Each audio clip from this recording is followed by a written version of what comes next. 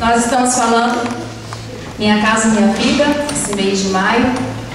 Esse é o último domingo, a última mensagem da série. Eu queria convidar os irmãos a abrir sua Bíblia.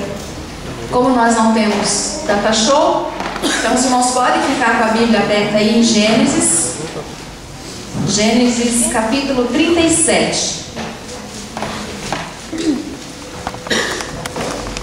Pode ficar com a sua Bíblia aberta, que vocês irão ler os textos. Nós vamos pedir para alguém ler os textos.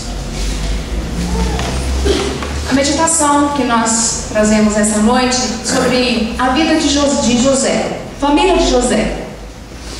Então, se você quiser anotar aí para ficar na cabeça, mas se amanhã você quiser pegar no site também, vai estar disponível para você refletir durante a semana.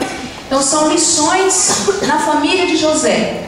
Então, é uma família comum, como todas as outras famílias que nós falamos aqui desde o primeiro domingo de maio. Tem o seu ponto forte, tem suas coisas boas, positivas, tem também seus pontos fracos, suas crises, como qualquer pessoa, como qualquer família tem. Na verdade, toda família tem crise. A família que não tiver crise, aí levante a mão e segura, que deve ser anjo. Porque se for humano, passamos por crises na família, na vida conjugal, na vida familiar, entre irmãos, marido e mulher. Então, lições na família de José. Você sabe quem que é José? José, filho de Jacó, que é filho de Isaac, que é filho de Abraão. Então, é uma continuidade aí da família de Abraão. José é bisneto de Abraão. Domingo passado nós falamos sobre essa família de Abraão, trouxemos algumas lições para nós. E hoje nós vamos falar do bisneto dele, coisas muito, muito bonitas que aconteceram na vida dele. Então, Gênesis 37 é o primeiro texto que nós vamos ler, versículo 3 e versículo 4. Diz assim: Jacó ficou morando na terra de Canaã, onde seu pai tinha vivido. Esta é a história da família de Jacó. Olha que coisa interessante. O capítulo 37 de Gênesis começa a narrar a história da família de Jacó, mas começa falando de José, tá? Olha o versículo 2. Esta é a história da família de José, de Jacó. Quando José era um jovem de 17 anos, cuidava das ovelhas e das cabras, junto com seus irmãos e filhos de Bila e de Zilpa, que eram mulheres de seu pai. E José contava ao pai as coisas erradas que seus irmãos faziam. José era dedo duro, ficava dedurando os irmãos para Jacó. Jacó já era velho quando José nasceu, e por isso ele amava mais do que a todos os outros filhos. Jacó mandou fazer para José uma túnica longa, de mangas compridas. Os irmãos viam que o pai amava mais a José do que eles, e por isso tinha ódio dele e eram grosseiros quando falavam com ele.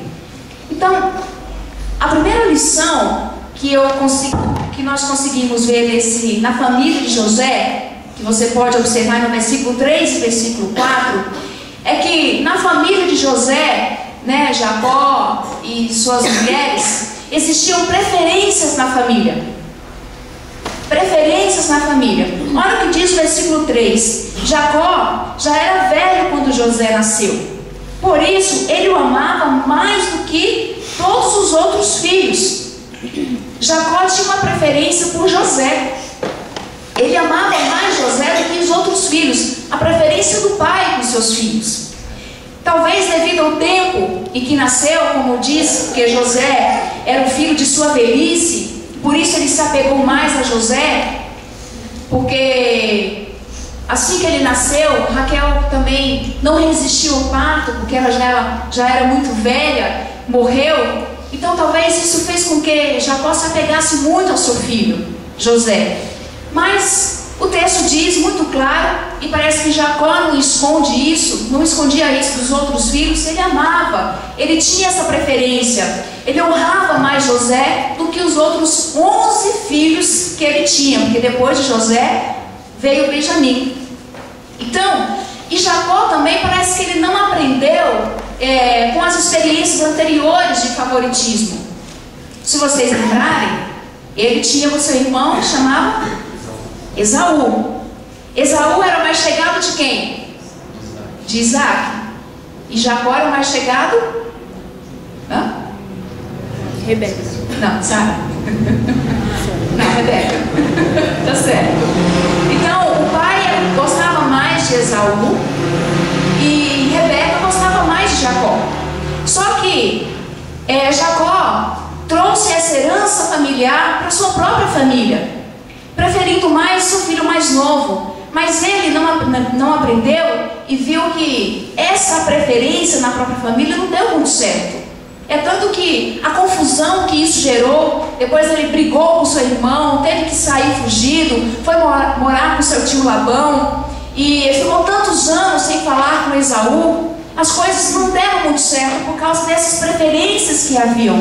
Mas Jacó traz essa herança familiar para a sua própria família. E essa preferência, lógico, gerou nos irmãos um ciúmes terrível. Os irmãos ficaram com inveja. Qual o filho que vai ver o pai, que gosta de ver o pai preferindo um do que o outro? Vocês que são pais podem perceber e ter esse cuidado. Mas nós, todos nós somos filhos, a gente fica chateado, não fica? Quando o pai prefere um a mais do que o outro. Graças a Deus pelos filhos únicos que não tem esse problema. Mas se tiver um irmãozinho, segura lá, que pode haver essa complicação, essa preferência e cuidado. Porque olha, nós vamos ver depois que esses problemas, esses ciúmes, essa inveja, que gerou muitas intrigas, porque o finalzinho do texto fala que os irmãos odiaram tanto José, que não podiam falar com ele pacificamente. Como assim pacificamente?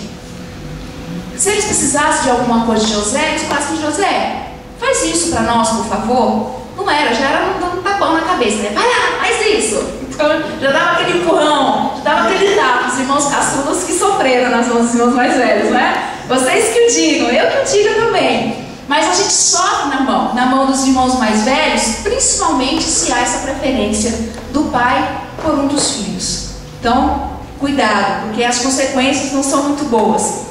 E continuando ainda, tem Gênesis, versículo 35, a preferência na família. Alguém pode ler, por favor?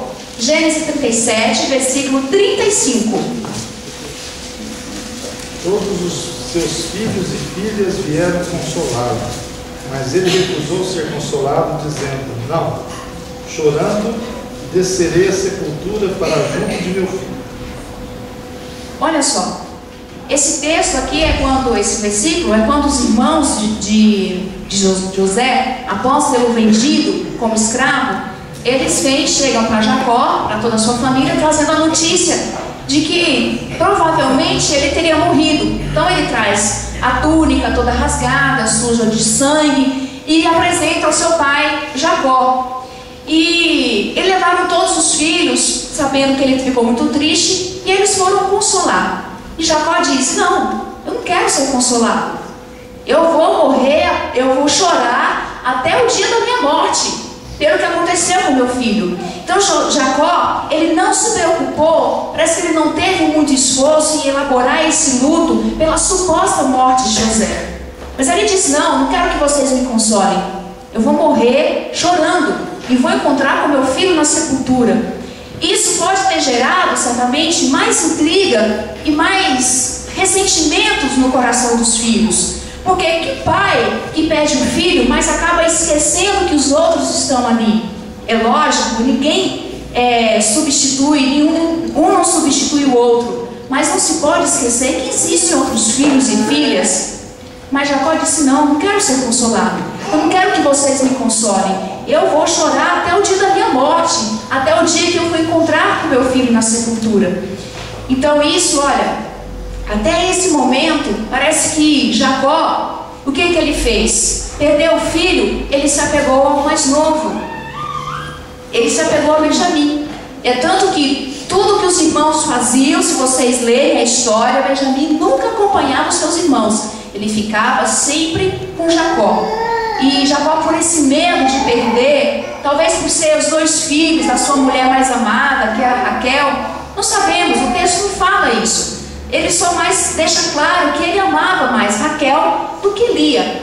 Talvez por isso ele venha amar mais os filhos de Raquel do que os filhos de Lia. Mas é um erro? Claro que é. Não pode fazer essa preferência. E essa preferência, a preferência, ela precede o desprezo. Porque quando você prefere alguém, automaticamente você já está desprezando o outro. Se eu prefiro uma pessoa de cor de pele branca, automaticamente eu estou desprezando aquele que tem pele morena, ou vice-versa. E esse é um cuidado que nós precisamos ter, não apenas dentro da família.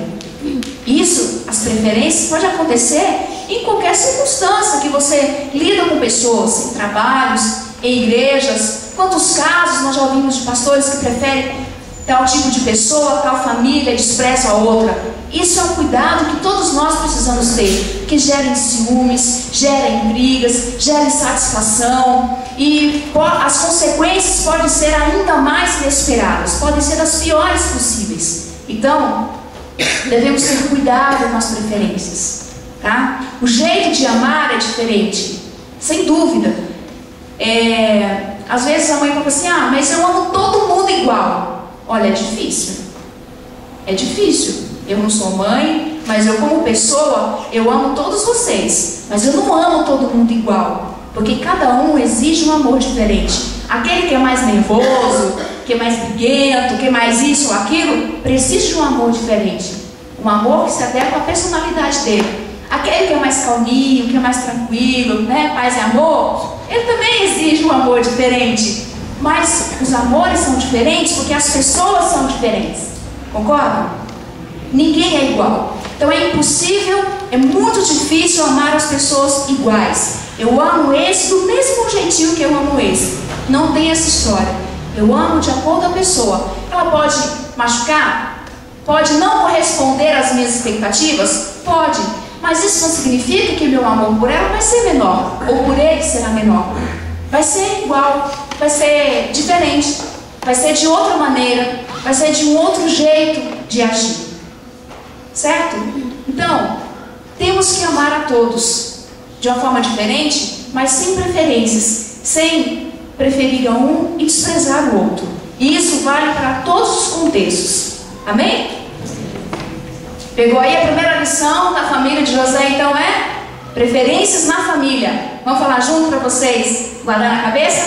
Preferências na família. Cuidado com as preferências para não gerarmos ainda mais insatisfações, intrigas na família. A segunda lição que nós aprendemos na família de José está lá ainda no capítulo 37, versículo 9 ao versículo 11. Alguém pode ler? Que são problemas não trabalhados na família.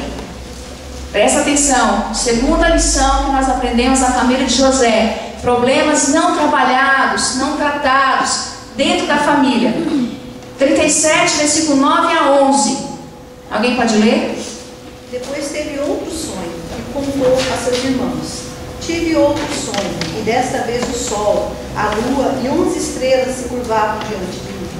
Quando contou ao seu pai e aos irmãos, o pai repreendeu e lhe disse: que sonho foi esse que você teve? Será que eu, sua mãe e seus irmãos viremos a nos curvar até o chão diante de você?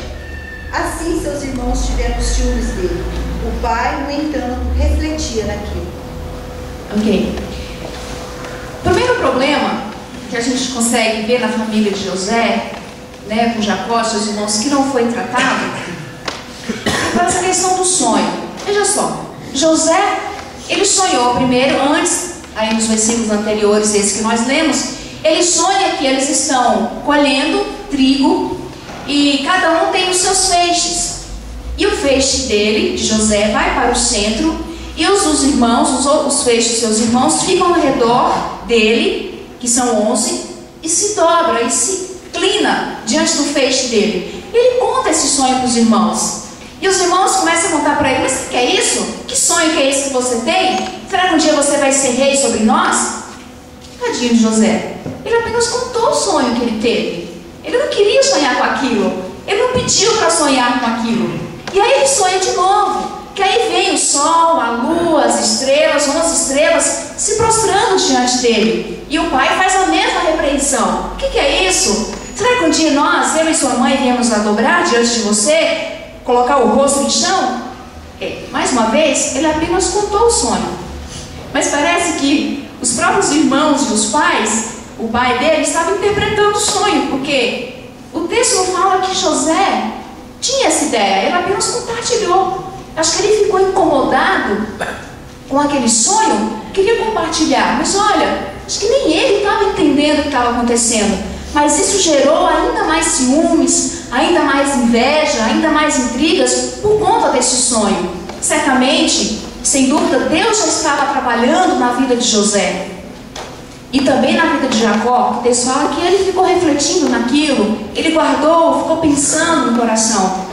Mas nessas intrigas, Jacó percebeu a inveja dos irmãos, mas ele não fez nada. Jacó, como pai, a mãe, nós não vemos nenhum deles tomando uma posição diante dessa atitude que já estava agressiva dos irmãos com José. É tanto que o texto anterior fala que eles não conseguiam falar pacificamente.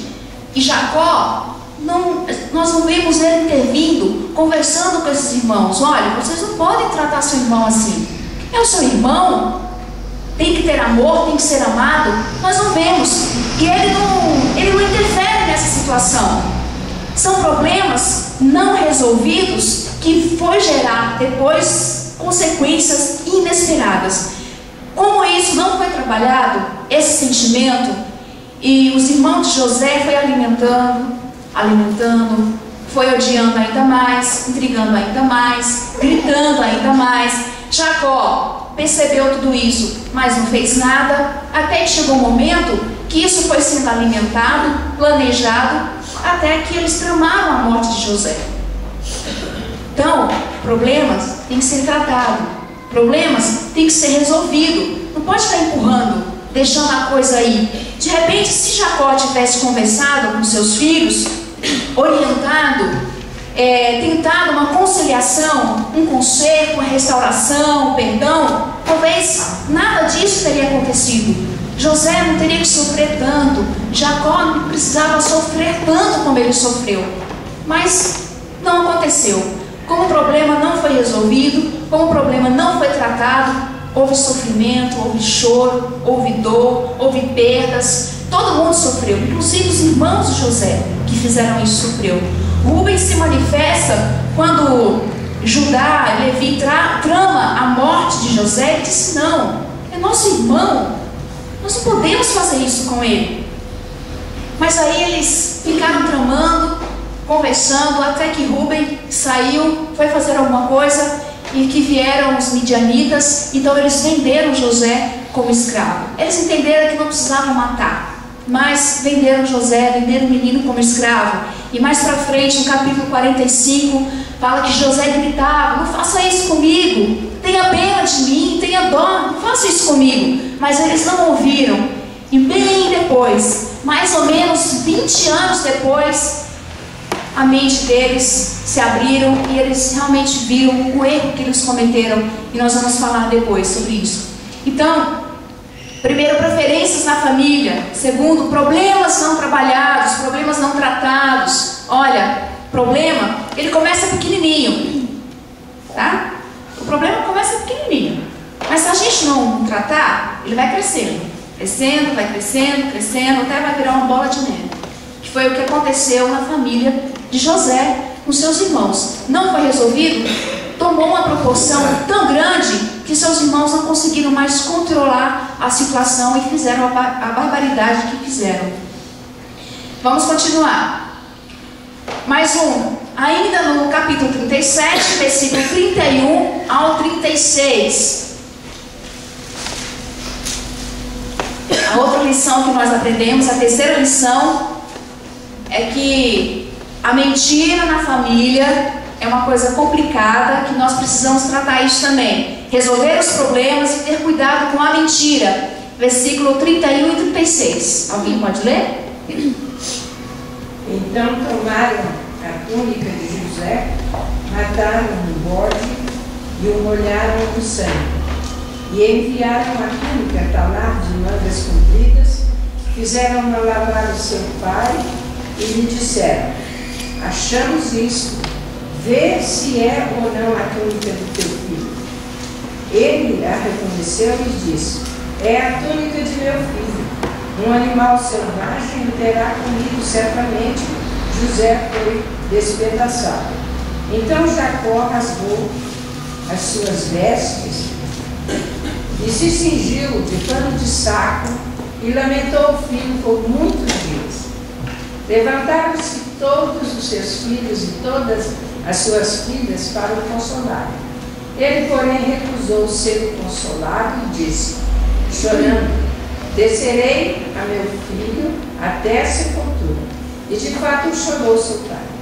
Entre mentes, os midianitas venderam José no Egito a Potifar, oficial de Faraó, comandante da guarda. Ok. Olha a proporção que essa situação tomou.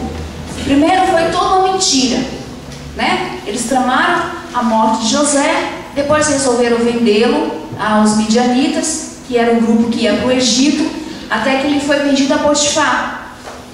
Então eles mentiram, tramaram uma mentira deslavada. Nós vamos matar um bode, um animal, rasgar a túnica de José e vamos levá-lo para nosso pai.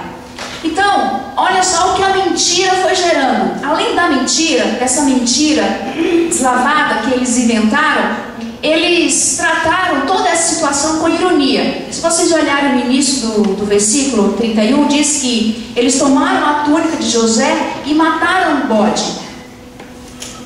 Algumas traduções trazem cordeiro, mas o original é bode mesmo. Por quê? Porque o cordeiro, ele é morto numa condição de inocência.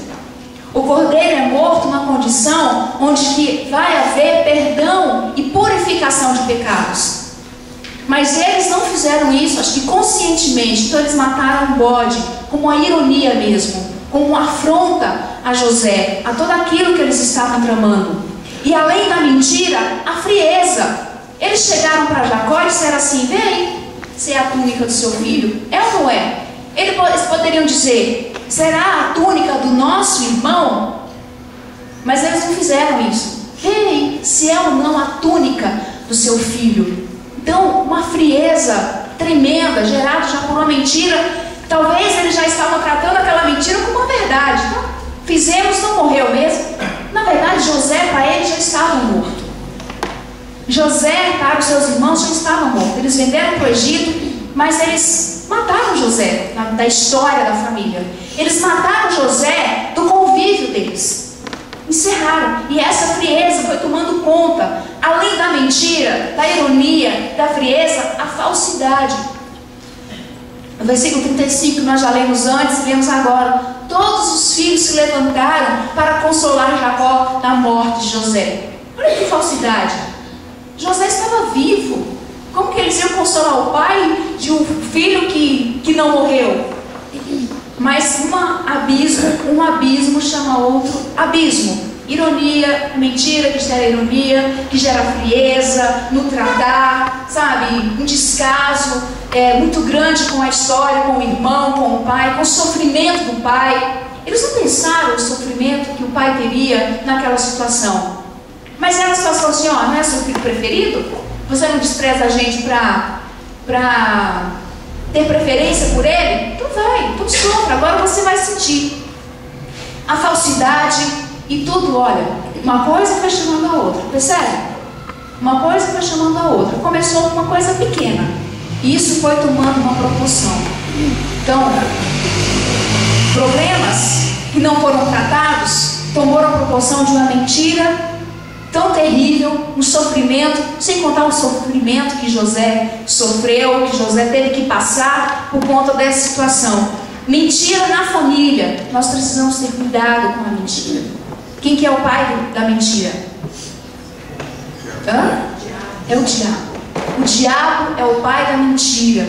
Então não existe mentira pequena, não existe mentira grande. Mentira é mentira e pronto. Não importa se é pequenininha, se é grandona, se é monstruosa. Mentira é mentira.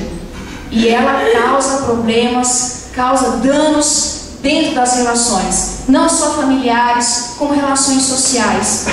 E a gente sempre conversa com as pessoas dizendo: a verdade é sempre o melhor caminho. A verdade é sempre o melhor caminho. Doa em quem doer, mas é o melhor caminho.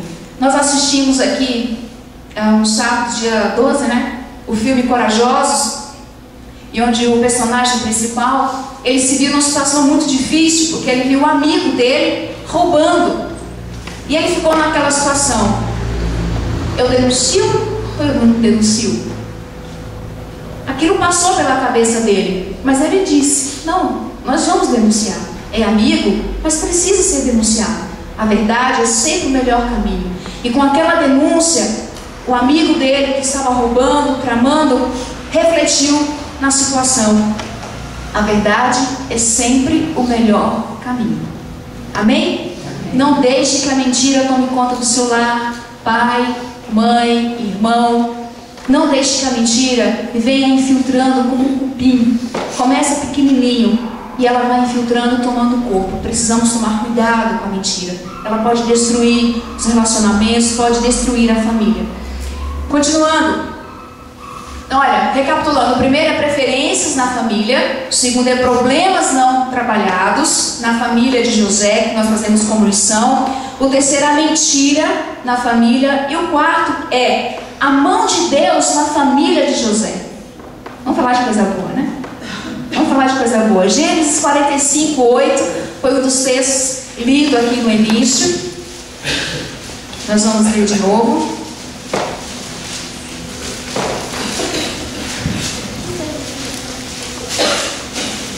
Alguém pode ler? Versículo 8.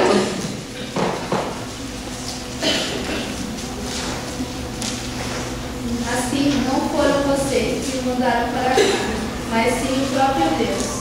Ele me tornou ministro do faraó e me fez administrador de todo o palácio e governador de todo o Egito. Amém. Olha que coisa bonita. Em meio a tanta mentira, ciúmes, inveja na família de Jacó, dessa família complicada em crises, como qualquer outra família, Deus escolheu José para um propósito muito bonito. Foi dessa família complicada que houve mentiras, que houve ódio, que houve brigas. Foi dessa família que Deus escolheu José para um propósito, para um plano que ele tinha, para cuidado, um plano muito para frente, muito futuro. Mas desde o início Deus já estava trabalhando com José e Deus já estava trabalhando nessa história. E o versículo 37, capítulo 37, versículo 2, tem a primeira informação do perfil da pessoa que Deus queria para realizar o seu plano. Que diz que José cuidava das ovelhas e das cabras junto com seus irmãos. José já tinha uma responsabilidade de cuidado. Então vamos ver no que vai dar. A mão de Deus nessa história, a mão de Deus na família de José, os seus irmãos, o Jacó e todo mundo. Vamos ver no que vai dar. Versículo capítulo 37, 2 fala que José cuidava do rebanho do seu pai, junto com seus irmãos.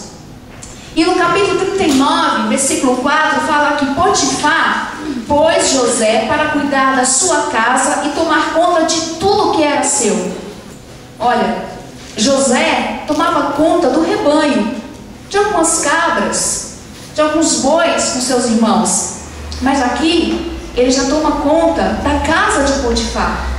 José foi crescendo no cuidado, a responsabilidade que ele tinha. E o texto vai falar que Potifar não se preocupava com nada, porque José cuidava de tudo. E Deus era com ele. Por causa de José, Potifar prosperou, porque Deus estava com José. E onde ele colocava a mão, ele prosperava, porque ele era um homem justo, ele era um homem fiel, ele era um homem temente a Deus. Continuando, Gênesis 45, aí no versículo 8 é o nosso texto central. Mas 39, aí esse que queria ler, 39, capítulo 39, versículos 21 e 22. Capítulo 39, versículos 21 e 22.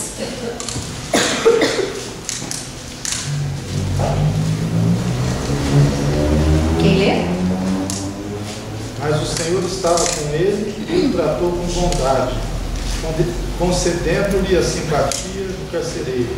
Por isso o carcereiro encarregou José de todos que estavam na prisão, e ele se tornou responsável por tudo que lá sucedia. Olha que coisa bonita. Ele cuidava de um rebanho, depois cuidou de uma casa, e José foi o chefe da prisão. Quando José foi preso, porque como que é o nome da mulher? Esposa do Potifar? Deu branco coletivo. Ninguém lembra. Enfim, alguém falou? Não. Mas quando ela assediou José e tramou toda aquela mentira, dizendo que José tinha assediado, tinha tentado fazer algumas coisas com ela e tal, Potifar ficou muito chateado, mandou José para a prisão. Mas José era um homem tão bondoso, ele era um homem tão bacana, que ele conquistou a simpatia do chefe da prisão. Até que o chefe colocou ele como responsável por todos os presos. E o texto fala também que ele não precisava se preocupar com nada, porque José dava conta de tudo sozinho. José teve um plano de carreira de Deus, né? Tomou conta do rebanho do pai, foi na casa de Potifar, aí ele liderou os presos na prisão, ele foi subindo de cargo. Deus foi dando cargos, aquele que é fiel, Deus foi dando mais. E ele foi crescendo. E o propósito de Deus era livrar todo aquele mundo da época da fome. É tanto que José, mesmo lá na prisão, em meio a tantas dificuldades, ele não era mais o sonhador. Ele era aquele que interpretava os sonhos. E ele começou a interpretar os sonhos. E para isto, para cuidar de todo um povo naquela época, Deus precisava de alguém justo, cuidadoso, de alguém que sabia proteger. Deus precisava de alguém que sabia cuidar. E José era essa pessoa, porque o tempo todo, desde quando ele tinha 17 anos, ele era um homem que cuidava do mundo. Ele era um homem que cuidava das coisas. Ele era um homem que administrava bem. E era esse homem que Deus estava trabalhando, que Deus estava colocando a mão na família de Jacó, trabalhando em todo mundo, para lá depois colocá-lo como governador do Egito. Para que aquela nação, para que aquele povo, de toda aquela época e nações vizinhas não perecessem por causa de uma fome que percorreu a região. Então Deus foi trabalhando. Olha o trabalhar de Deus. Queridos, a mão de Deus está em todas as situações que nós vivemos. Por mais que seja difícil, por pior que seja, Deus sempre tem um propósito. Nós brincamos que, e o Léo até brinca que no início da sua caminhada, ele sofrendo demais a conta, e o pai na fé dizia a Deus: não, mas Deus tem algum propósito, Deus tem algum plano. Por mais difícil que seja a situação, Deus está trabalhando. E nós precisamos ter essa visão espiritual. E em nenhum momento José, ele descarregou isso em Deus. José tinha ou não tinha motivos para ficar magoado com Deus? José tinha motivos para reclamar de tudo, para dizer: Deus, eu sempre fui fiel, por que isso está acontecendo comigo? Por que eu tenho que passar por essa situação? Mas nós não vemos José reclamando. O texto não fala em nenhum momento que José levantou a sua voz para se queixar da situação em que ele vivia. Por isso que ele foi capaz, que ele foi um homem capaz de perdoar toda a sua família, que é o último ponto que nós vamos meditar, que é o perdão na família. Capítulo 42, versículo 7.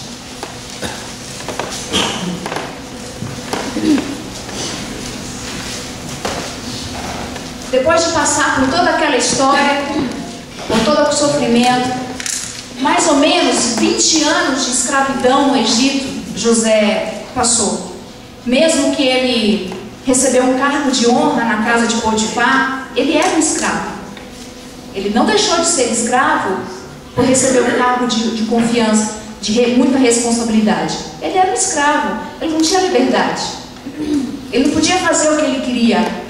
Mas mesmo assim, ele continuou sendo fiel ao Deus do seu pai, do seu avô e do seu bisavô, Abraão.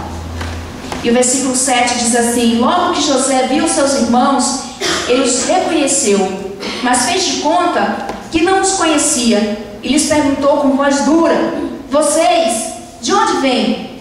Da terra de Canaã, responderam. Queremos comprar mantimentos. Aí continua o versículo 8, versículo 9.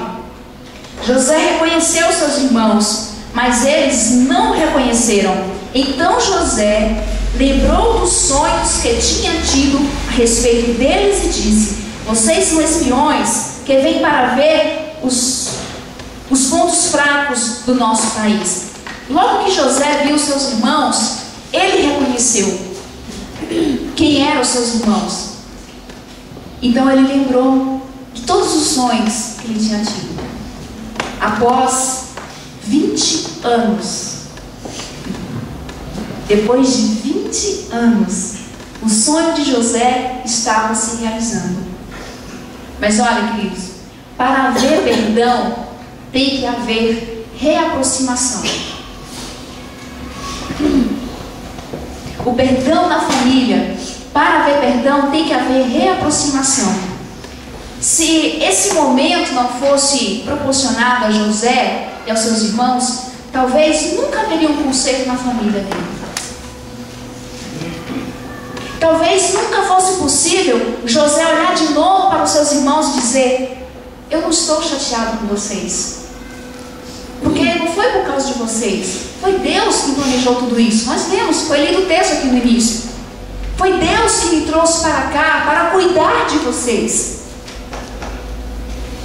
E foi proporcionado aos irmãos de José essa reaproximação para haver um conserto, para haver um perdão. Perdão, para que aconteça na nossa vida, tem que estar perto, é olho no olho. Às vezes o telefone não resolve, falar de longe não resolve, e-mail não resolve, uma cartinha, às vezes tem que ser olho no olho, tete a tete. Para haver perdão, tem que haver reaproximação. Continuando, capítulo 37, versículo 11. Esse eu vou ler, mas vou esperar vocês encontrarem. Capítulo 37, versículo 11, diz assim: então disseram uns aos outros: na verdade, somos culpados acerca do nosso irmão, pois vimos a angústia. Os irmãos de José estão falando dele. Pois vimos a angústia da sua alma quando nos rogava. Nós, porém, não ouvimos. Por isso, vem sobre nós esta angústia. Esse momento que está acontecendo aqui é quando José reconhece os seus irmãos, mas ele faz de conta que são pessoas desconhecidas para ele. Então ele trama, ele pede para que venha o seu irmão mais novo, Benjamim, ele questiona, ele investiga, ele devolve o dinheiro que os seus irmãos trouxeram para comprar alimento, devolve o dinheiro para dentro do saco, e ainda coloca um copo que ele bebia vinho dentro do saco. Ele trama toda uma situação. E os irmãos de José começam a sentir que a coisa está ficando feia para o lado deles, e eles começam: olha, eu acho que nós somos culpados pelo nosso irmão, e agora a gente vai sofrer por conta disso. Mas, para haver perdão, tem que haver convicção. E eles confessaram: nós somos culpados, nós somos responsáveis pelo que aconteceu com o nosso irmão, por isso que está vindo isso sobre nós. Não há perdão se não há confissão.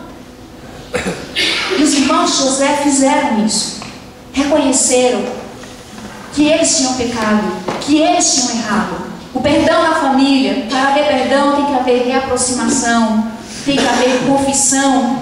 E mais um, capítulo 43, versículo 9.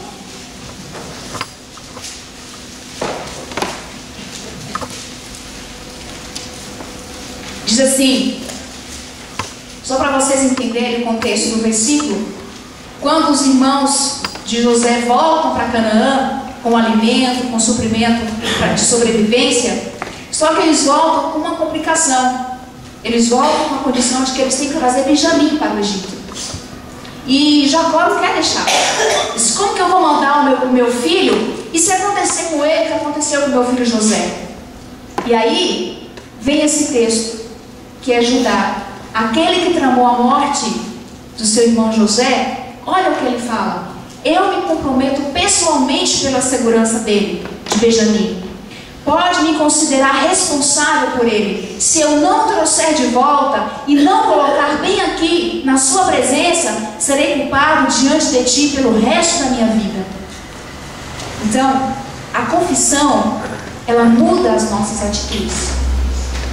Depois que Judá reconheceu o que ele tinha feito, reconheceu o erro que ele tinha cometido, as atitudes dele foram outras. Ele se responsabilizou pelo seu irmão mais novo, mesmo sabendo que ainda era o querido do seu pai. Mas ele muda de atitude, sabe por quê? Porque houve uma confissão. A confissão muda as nossas atitudes. E mais, olha as qualidades, as coisas positivas, queridos, que o perdão traz à nossa vida. Capítulo 45 e versículo 15. Faz parte do trecho que foi lido aqui antes. Diz assim: então, ainda chorando, José abraçou e beijou cada um dos seus irmãos. Depois disso, os irmãos começaram a falar com ele. Perdão traz restauração. Amém? Perdão traz restauração. Mas olha o processo. Houve a reaproximação, houve uma confissão, houve uma mudança de atitudes e houve uma restauração. Só depois que eles conseguiram conversar, que eles se beijaram, que eles se abraçaram e que eles se confessaram, que eles puderam reatar os laços. E eu tenho certeza absoluta que os irmãos de José nunca mais foram os mesmos. Judá, Levi, Rúben nunca mais foram os mesmos depois dessa situação. Depois de reconhecerem tudo que fez e ver o seu irmão José, me abracem, me beijem. Sou eu, José, irmão de vocês. Eu que estou falando. Não fiquem com medos, eu não vou machucar vocês. Não, mas houve uma restauração. Amém? Queridos, são essas lições que nós aprendemos na família de José. Nós aprendemos que, mais que toda a situação seja difícil, seja complicada, mas olha, Deus está trabalhando. Pode haver mentiras? Pode haver mentiras. Pode haver. Mas o que nós não podemos fazer é conformar com essas mentiras. Tem problemas? Ou se tem. Tem muitos problemas. Mas o que nós temos que fazer é trabalhar e resolver esses problemas. E saber que a mão de Deus está na nossa família. A mão de Deus está sobre a sua família. Por mais que tenha situação e coisas que você não entenda, mas coloque isso na sua cabeça. Deus trabalha na nossa vida, da maneira dele, do jeito que nós aprendemos. E ele trabalha na minha vida de um jeito diferente que ele trabalha na sua, porque nós somos diferentes. E Deus trabalha conosco segundo a nossa necessidade, dentro daquilo que nós precisamos. Mas tem que haver perdão para sermos restaurados por Deus. Amém? Deus abençoe.